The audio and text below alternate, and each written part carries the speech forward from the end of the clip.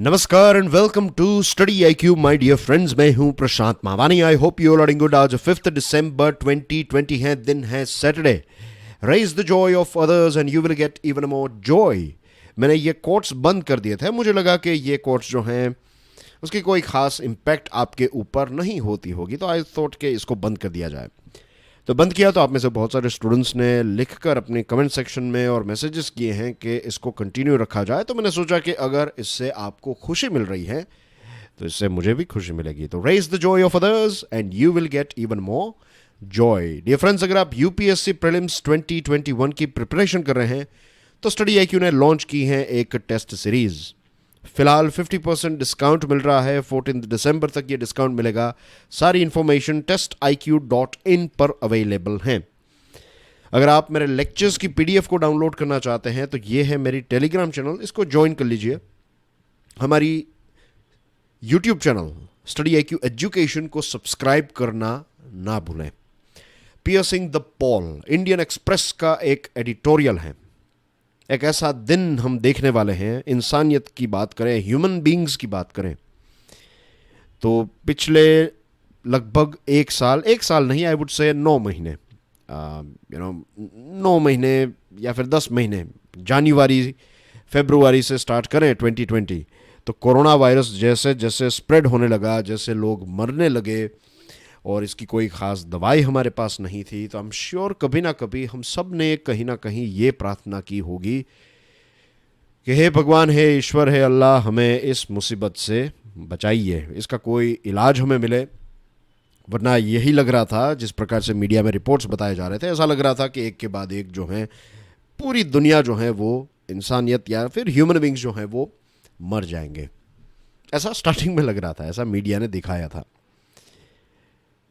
लेकिन हमने वो करके दिखाया। व्हेन आई से हमने, आई mean to say, I am not talking about Indian, I am not talking about English, I am not talking about American. As human beings आज देखिए हम एक ऐसे ज़माने में जी रहे हैं, अगर हमें जीना आता है तो this is the best time. कोई भी जो बहुत सारे प्रॉब्लम्स हम देखते हैं लाइफ के, तो अगर आपको जीना आता है तो ये सारे प्रॉब्लम्स का इलाज अवेलेबल हैं। साइंटिस्ट्स ने, मेडिकल कम्युनिटी ने वो करके दिखाया है जो आज तक कभी भी हमने नहीं किया। यूके, यूनाइटेड किंगडम जो है, नेक्स्ट वीक यूके के हेल्थ मिनिस्टर या फिर हेल्थ सेक्रेटरी, वहाँ पर हेल्थ सेक्रेटरी कहते हैं, तो मैट हैनकॉक उनका नाम है। मैट हैनकॉक ने ये कहा है कि 8 लाख डोजेस जो हैं वो नेक्स्ट वीक अवेलेबल होंगे।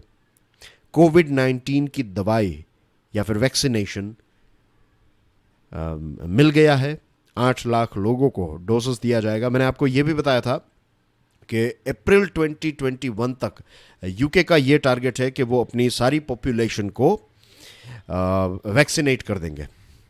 तो humanity could be taking the first steps towards piercing the pole of the pandemic. Piercing the pole का मतलब ये होता है कि जो एक व्हाट वी से, एक अंधेरे को चीरना, that's called piercing the pole.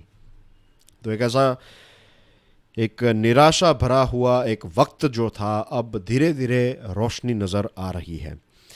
China और रशिया ने भी, ये रिपोर्ट्स बताते हैं कि चाइना और रशिया ने भी अपनी बहुत सारी पॉपुलेशन को वैक्सीनेशन प्रोवाइड करने की शुरुआत कर दी है। लेकिन उनके जो ट्रायल के प्रोटोकॉल्स हैं उनके ऊपर इतना ज़्यादा कोई ख़ास भरोसा लोगों को या फिर दुनिया को नहीं है। लेकिन यूके की जो प्रोसेस है, इट्स लेजिट, क्योंकि जो फाइज़र और जर्मन फर्म है बायोएनटेक, ये दोनों ने मिलकर जो दवाई तैयार की हैं, तो लगता है, मीन्स इसके बारे में रिपोर्ट्स ये कहते हैं कि 95% एफिशिएंसी है। फाइनल ट्रायल का जो फेज़ था उसमें 95% एफिशिएंसी हमें देखने को मिली। और दूसरी जो चीज़ है वो ये है, ये भी चीज़ आप ध्यान में रखिएगा कि आज तक हमारे इतिहास में, ह्यूमन बींग्स के इतिहास में, कभी भी 10 महीनों के अंदर किसी वैक्सीन को डेवलप करना जो है वो इम्पॉसिबल लग रहा था, लेकिन वो पॉसिबल हो गया।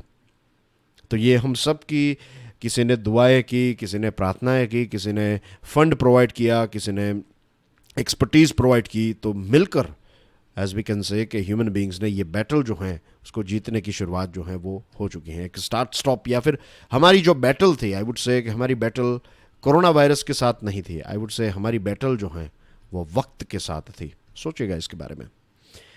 Speedy production schedules and regulatory electricity, एक बहुत ही तेज़ तरीके से हमने प्रोडक्शन शेड्यूल्स और रेगुलेटरी जो प्रोटोकॉल्स हैं उन सारी चीज़ों को क्रॉस करना इतने कम समय में, इट्सेल्फ ए बिग थिंग।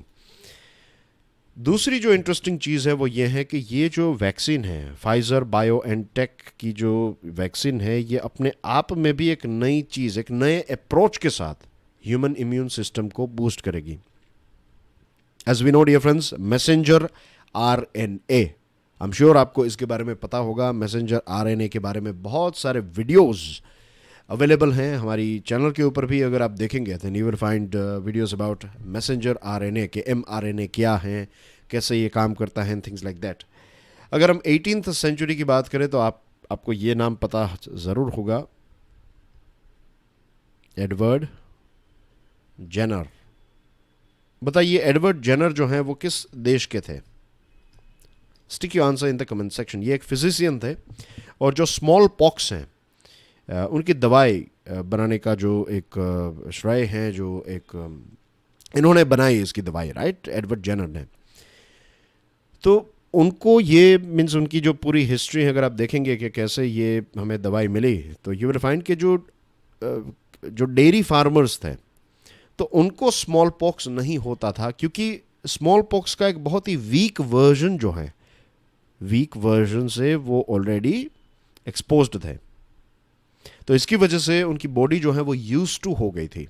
मैं बहुत ही लेमन्स लैंग्वेज में आपके साथ बात कर रहा हूँ, तो वो एक्सपोज होता है। आपने देखा होगा कई लोगों को, मीन्स अब उसकी मेडिकल रीज़न क्या है आई एम नॉट श्योर, लेकिन बहुत सारे लोग ऐसे होते हैं जिनको मच्छर काटते हैं तो उनको कुछ फ़र्क नहीं पड़ता, राइट। उनको इन द सेंस कि उनको ना तो डेंगू ना तो मलेरिया कुछ नहीं होता है, और वही मच्छर या फिर उसी एरिया में कोई किसी दूसरे व्यक्ति को मच्छर काट ले तो वो व्यक्ति जो है वो बीमार पड़ जाता है।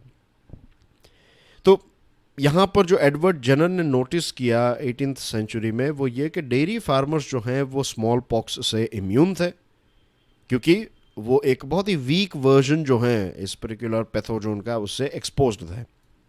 तो यहाँ पर मैसेंजर आरएनए जो है वो इसी मीन्स उससे थोड़ी डिफरेंट तरीके से आपके बॉडी में वीक पैथोजेंस जो हैं उनको इंजेक्ट नहीं किया जाता। क्या किया जाता है कि mRNA जो है वो एक प्रकार से एक कोडेड मैसेज की तरह आपके अंदर एक एक कोडेड मैसेज की तरह ये वैक्सीनेशन दी जाती है। और ये वैक्सीन जो है ये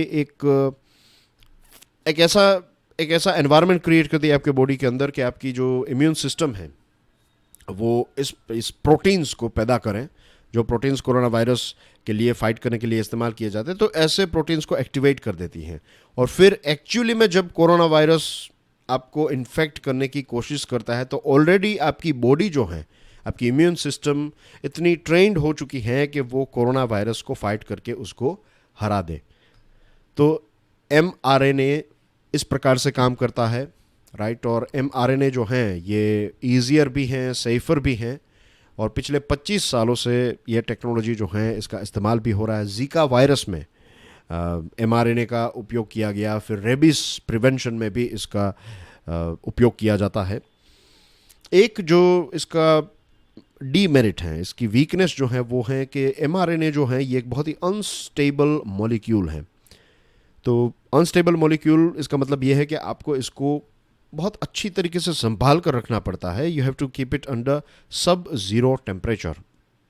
फाइज़र बायोएनटेक की जो ये वैक्सीन है उसको आपको -70 डिग्री सेल्सियस में स्टोर करना पड़ता है। अब बहुत सारे डेवलप्ड कंट्रीज़ भी ऐसे हैं जिनके पास -70 डिग्री में इतनी ज़्यादा क्वांटिटी में वैक्सीन को स्टोर करने की कैपेसिटी नहीं है। तो अगर बहुत सारे डेवलप्ड कंट्रीज़ के पास ये चीज़ नहीं है तो भारत के बारे में अगर हम सोचें तो हमें आज ही इसके ऊपर काम करने की शुरुआत कर देनी चाहिए। जो पूरी लॉजिस्टिक चेन है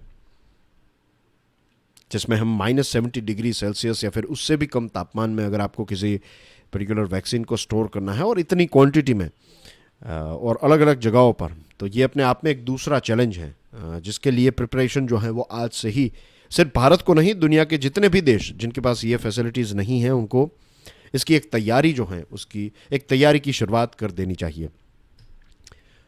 कहीं ऐसा ना हो कि हमारे पास वैक्सीनेशन है लेकिन स्टोरेज कैपेसिटी ना होने की वजह से हम लोगों को वैक्सीनेट टाइम पर ना कर पाए। जैसे मैंने आपको बताया डियर फ्रेंड्स, ये लड़ाई सिर्फ कोरोना के साथ नहीं है, अगर बहुत ही डीप लेवल पर देखें तो ये वक्त के साथ भी एक लड़ाई है। Moving on to next item, skewed justice. America के सुप्रीम कोर्ट के जस्टिस जो अब हमारे बीच में इस दुनिया में नहीं है, late Ruth Bader Ginsburg. Justice Ginsburg का एक डिक्टम है, उन्होंने एक बहुत ही फेमस लाइन कही थी, women belong in all places where decisions are being made. वे सारी जगहें जहाँ पर डिसीजंस लिए जाते हैं, महिलाओं का वहाँ पर होना, महिलाओं का उस डिसीजन मेकिंग प्रोसेस में, उस डिसीजन मेकिंग बॉडी का पार्ट होना जो है वो बहुत ही इम्पोर्टेंट है। और दुनिया की जितनी भी डेमोक्रेटिक सोसाइटीज़ हैं उनके लिए गोल्डन सूत्र है ये, women belong in all places where decisions are being made. हमारे देश की सुप्रीम कोर्ट की बात करें तो लगभग 70 इयर्स, राइट, इससे पहले की भी हिस्ट्री है, लेकिन जब से हमारा देश आज़ाद हुआ तब से लेकर आज तक अगर आप देखें तो ये एक बहुत ही शॉकिंग चीज़ है कि आज तक हमारे देश की सबसे इम्पोर्टेंट, सबसे हाईएस्ट कोर्ट जो हैं उसमें पता है कितनी महिला जजेस रही हैं? सिर्फ 8, ओनली 8, सिर्फ 8। फिलहाल 2 महिलाएं सुप्रीम कोर्ट के जजेस हैं, राइट। और आज तक सीजेआई की बात करें, चीफ जस्टिस ऑफ इंडिया, एक भी महिला, ये 70 इयर्स के टाइम में, लगभग 70 इयर्स के टाइम में आज तक एक भी महिला जो है वो हमारे देश की सीजेआई नहीं बन पाई है। ओवरऑल अगर आप सुप्रीम कोर्ट और हाई कोर्ट्स के डेटा को देखें तो सिर्फ 7.2% महिला जजेस हैं। हम इस पर्टिकुलर टॉपिक के बारे में इसलिए बात कर रहे हैं क्योंकि एक सुप्रीम कोर्ट में के वेणुगोपाल साहब जो हैं उन्होंने एक रिटन अपनी रिमार्क्स जो हैं वो सबमिट की। और के वेणुगोपाल जो हमारे अटॉर्नी जनरल साहब हैं उन्होंने बहुत ही राइट एक चीज़ सामने रखी है, जेंडर डेफिसिट। हमारी जो इंडियन जुडिशियल सिस्टम है उसमें जेंडर डेफिसिट है, उसमें महिलाओं का रिप्रेजेंटेशन जो है वो पर्याप्त नहीं है। 7.2% ये बहुत ही कम है। तो इसका मतलब ये भी है कि आप कह सकते हैं, आप क्लियरली कह सकते हैं कि जुडिशरी जो है या फिर जुडिशियल सिस्टम जो है वो एक मेल डोमिनेटेड सेक्टर है।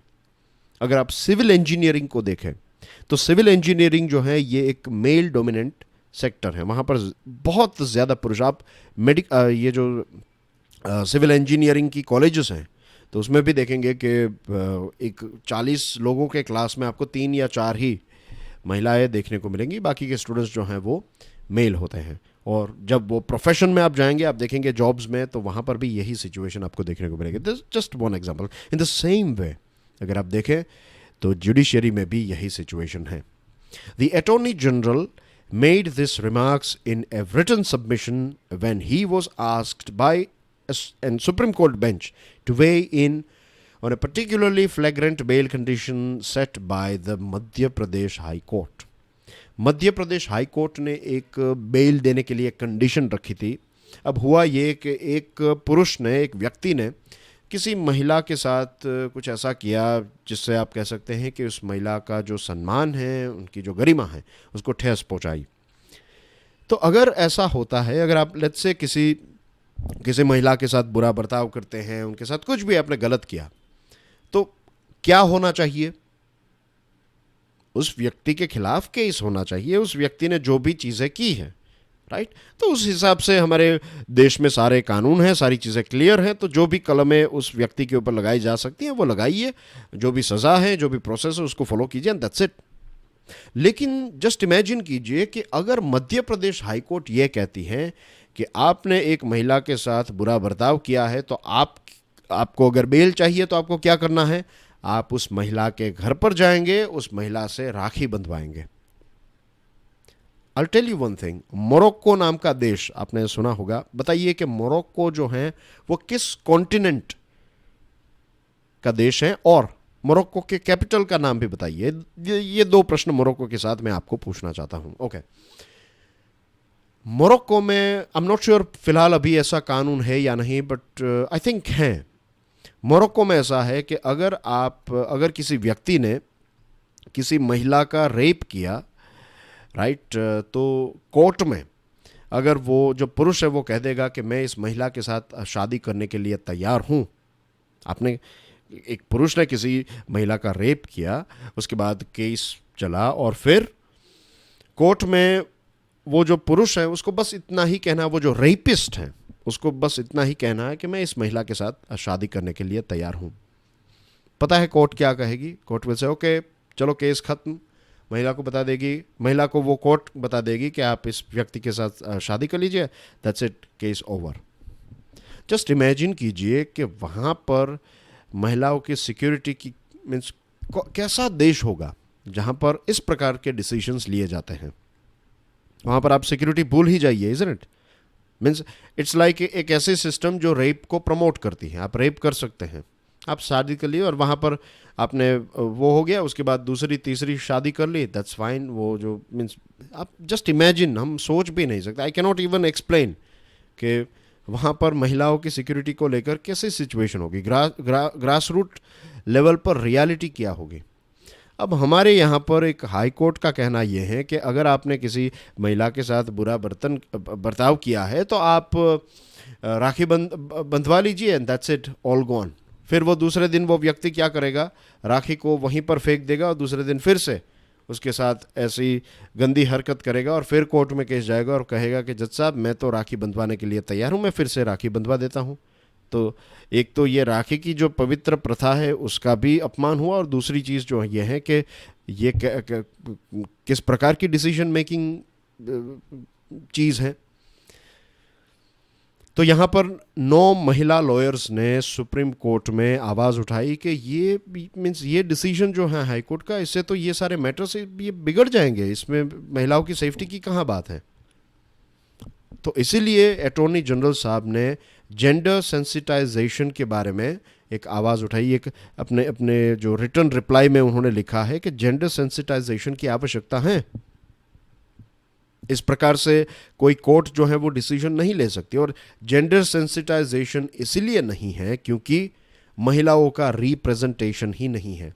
अगर एक महिला को ये महिला की ऑल विमेन बेंच के सामने ये केस आया होता तो आई एम श्योर जो जजेस हैं उन्होंने प्रॉपर जो रूल्स एंड रेगुलेशंस हैं उनको फॉलो करने की बात बताई होती।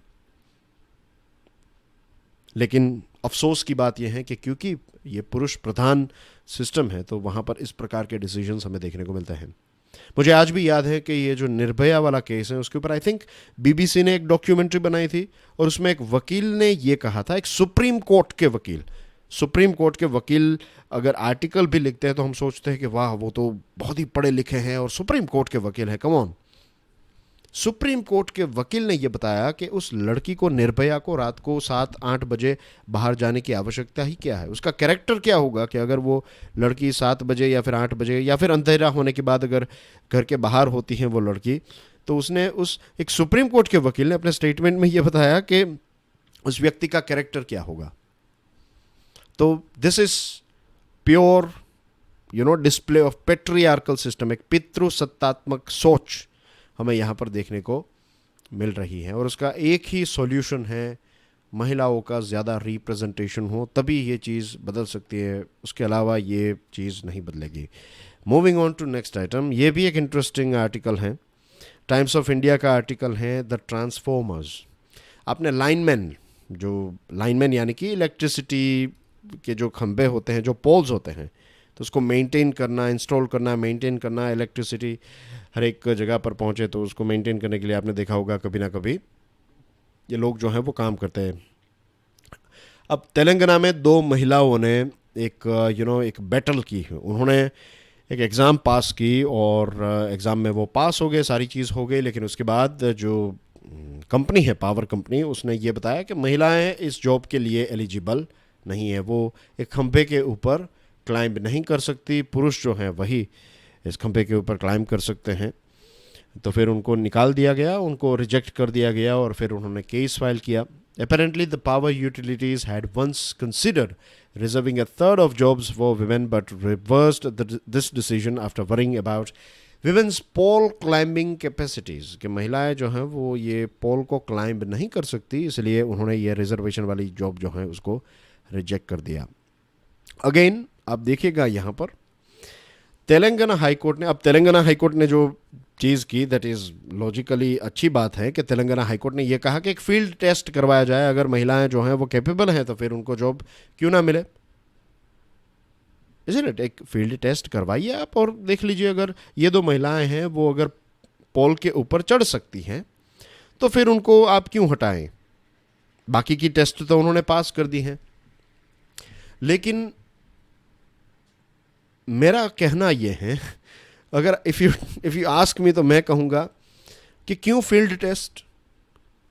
किस जमाने में हम जी रहे हैं कि आप, क्या ये मशीन्स हमारे देश में नहीं हो सकते हैं? दुनिया के हर एक देश में, आप कुछ ऐसे गरीब देश हैं राइट, वहाँ पर भी सेफ्टी को प्रायोरिटी दी जाती है. हमारे देश में आज भी हम ये कह रहे हैं कि आप पोल पर चढ़िए. कितना रिस्की. और एक दूसरा प्रश्न ये है कि क्या हाई कोर्ट ने या फिर क्या किसी कंपनी ने ये पूछा कि हर साल हमारे देश में कितने लाइन वर्कर्स जो हैं, जो खंभे पर चढ़कर इलेक्ट्रिसिटी और इन सारी चीज़ों को, तारों को रिपेयर करते हैं, कितने लोगों की मृत्यु होती है हर साल. और इन मृत्युओं को रोकने के लिए क्या हम इस प्रकार के सेफ्टी, जो भी ये ट्रक्स, जो भी इनको कहा जाता है राइट, क्या इस प्रकार के मशीन्स का हम इस्तेमाल करते हैं?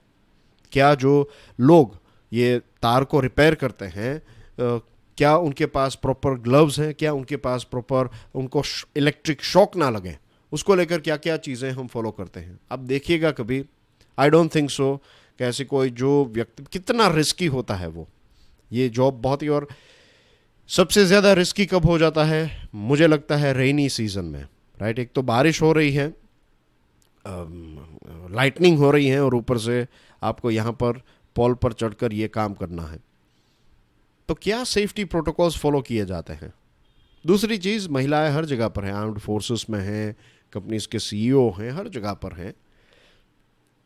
तो जब तक महिलाओं को आप इन सारी चीज़ों का पार्ट नहीं बनने देंगे, तब ये पे गैप कब खत्म होगा? एक ही जॉब के लिए एक पुरुष को 5,000 रुपये दिए जाते हैं, उसी जॉब के लिए महिलाओं को 4,000, 4,500. तो पे गैप भी अगर हमें मीन्स इसको कम करना है, इसको बंद करना है, तो उसके लिए आपको महिलाओं को चांस देना पड़ेगा. और कोई भी जॉब जो है, आज हम इस ज़माने में जीते हैं, हमारे पास सारे टूल्स, सारे प्रोडक्ट्स हैं जिससे आप कोई भी, एक मशीन गन जो है उसको चलाने के लिए आपको ऐसा नहीं है कि you have to be physically, आप पुरुष होना है कि मीन्स मैन ही चला सकते, ऐसा नहीं है.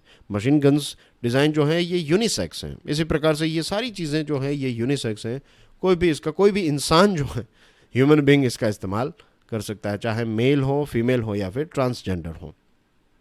तो एक व्यक्ति, right person for the right job, ये चीज़ होनी चाहिए. मेल, पुरुष, मेल, फीमेल, जेंडर जो हैं, ये एक बहुत ही इनएक्यूरेट तरीका है किसी व्यक्ति को एलिजिबल या फिर इनएलिजिबल कहने का. फिर लास्ट आर्टिकल है टाइम्स ऑफ इंडिया का. This one is about colonial heritage. हमारे इंपीरियल मास्टर्स ब्रिटिश जो हैं, उन्होंने हमें, जुडिशियल सिस्टम भी हमें ब्रिटिश से मिली, और इंडिपेंडेंस के बाद भी बहुत सारे ऐसे रूल्स एंड रेगुलेशंस को हमने कैरी फॉरवर्ड किया, हमने उनको अडॉप्ट कर लिया. अब ब्रिटिश राज में जो रूल्स एंड रेगुलेशंस बनाए गए थे, जो बहुत सारे ऐसे आईपीसी की कलमें हैं, उनको इसीलिए डिज़ाइन किया गया है ताकि आप जो फ्रीडम फाइटर्स हैं उनको पनिश कर सके, उनको डिटेन कर सके, उनके ऊपर चार्जेस लगा सके, उनके एक जगह से दूसरी जगह पर जाने पर रिस्ट्रिक्शंस लगा सके. तो ये सारी चीज़ों के खिलाफ तो हमने लड़ाई की और आज़ादी मिली, और यही सारे रूल्स एंड रेगुलेशंस को हमने कैरी फॉरवर्ड कर दिया. हमने उन्हीं सारे रूल्स एंड रेगुलेशंस को अडॉप्ट कर लिया. पुलिस सिस्टम को देख लीजिए आप. आज हमारे देश में पुलिस जो हैं, पुलिस ऑफिसर के पास ये पावर्स हैं कि वो किसी व्यक्ति को, अगर एक पुलिस ऑफिसर को ये लगता है कि इस व्यक्ति को अरेस्ट कर लेना चाहिए, तो वो अरेस्ट कर सकते हैं. हमारे देश में यूएपीए है, फिर नेशनल सिक्योरिटी एक्ट हैं, सेक्शन 124A ऑफ आईपीसी. तो ये सारे रूल्स आज भी हैं, और नेशनल सिक्योरिटी को तो इतनी बार यूज़ किया जाता है। आपने सरकार के खिलाफ कुछ भी कहा, कुछ ऐसी चीज़ आपने लिखी, कोई ऐसी चीज़ आपने कही, कोई ऐसी साइन, कोई ऐसा विजिबल रिप्रेजेंटेशन किया, राइट, तो सरकार आपके खिलाफ सेक्शन 124A लगा सकती हैं कश्मीरी स्टूडेंट्स के ऊपर, कार्टूनिस्ट के ऊपर, प्रोटेस्टर्स के ऊपर। अगर आपने पाकिस्तान की क्रिकेट की टीम जीत गई और आपने उसको सेलिब्रेट किया तो भी आपके खिलाफ ये सेक्शन 124A जो है वो लगाई जा सकती हैं। सिटीजनशिप अमेंडमेंट एक्ट के टाइम पर पता है ना, याद है ना कि एक स्कूल टीचर और एक जो एक प्रोग्राम था, एक स्किट था, और उसमें बच्चों ने ये सिटीजनशिप अमेंडमेंट एक्ट के खिलाफ ये एक प्रोग्राम तैयार किया था, तो उस मदर को और स्कूल टीचर को भी अरेस्ट किया गया था। तो दिस इज़ वेरी सैड। और पनिशमेंट सिर्फ इतना नहीं है कि आपको आपके ऊपर केस हो जाए। पनिशमेंट जो है वो ये है कि एक तो आपको अरेस्ट किया जाता है, अरेस्ट करने के बाद एफआईआर चार्जशीट के बाद सप्लीमेंट्री, उसके बाद ट्रायल की शुरुआत होती है, और तारीख पर तारीख सालों लग जाते हैं। फिर लोअर कोर्ट से हाई कोर्ट से सुप्रीम कोर्ट, ये पूरी प्रोसेस जो है इसमें इतना वक्त लग जाता है, आपके इतने साल बर्बाद हो जाते हैं। और ये कहीं ना कहीं एक वार्निंग भी है कि अगर आप प्रोटेस्ट कर रहे हैं, अगर आप डिसेंटर हैं, तो याद रखिए कि आपके 10, 15, 20 साल जो हैं वो एक केस में चले जाएंगे। सरकार नहीं थकेगी, लेकिन आप पैसों के पॉइंट ऑफ व्यू से, समाज के पॉइंट ऑफ व्यू से, हर जगह पर आप थक जाएंगे और बर्बाद भी हो जाएगी आपकी लाइफ। तो ये दूसरे प्रोटेस्टर्स और डिसेंटर्स के लिए एक वार्निंग है कि प्रोटेस्ट करना है सोच समझ कर कीजिए। आपके इतने सारे साल जो हैं वो जेल में भी रहना पड़ेगा, फिर जेल में से बाहर भी निकलेंगे तो भी टाइम पर कोर्ट पर आना पड़ेगा, और एक पूरी प्रोसेस है, तो बी वेरी केयरफुल। तो ये कहीं ना कहीं ये जो ड्रैकोनियन रूल्स एंड रेगुलेशंस हैं, उनसे इनको अभी भी कंटिन्यूएशन में रखा है। तो इसका मतलब यही है कि इसका दुरुपयोग, या फिर ये सरकार के लिए जो पावर में है उनके लिए ये बहुत काम आता है। और ऐसा नहीं है कि फ़िलहाल करंट गवर्नमेंट 1950 से लेकर आज तक जितनी भी सरकारें हैं, सभी सरकारों ने इस प्रकार के रूल्स एंड रेगुलेशंस का दुरुपयोग किया है। ये हैं कुछ news items dear friends, and that's everything from my side. अगर आप यूपीएससी की प्रिपरेशन कर रहे हैं तो एक डेडिकेटेड स्मार्ट कोर्स अवेलेबल है। सारी इन्फॉर्मेशन आपको हमारे मोबाइल ऐप के ऊपर से मिल जाएगी। लेक्चर को प्लीज़ दूसरे स्टूडेंट्स के साथ तो शेयर ज़रूर करें। अगर आज का वीडियो पसंद आया then hit the like button, और मैंने जो आपको प्रश्न पूछे हैं उनको कमेंट सेक्शन में पोस्ट ज़रूर कीजिएगा। अगर आपके कोई ओपिनियन है, व्यू पॉइंट है, तो भी मैं आपसे सुनना चाहूँगा। God bless you all. जय हिंद।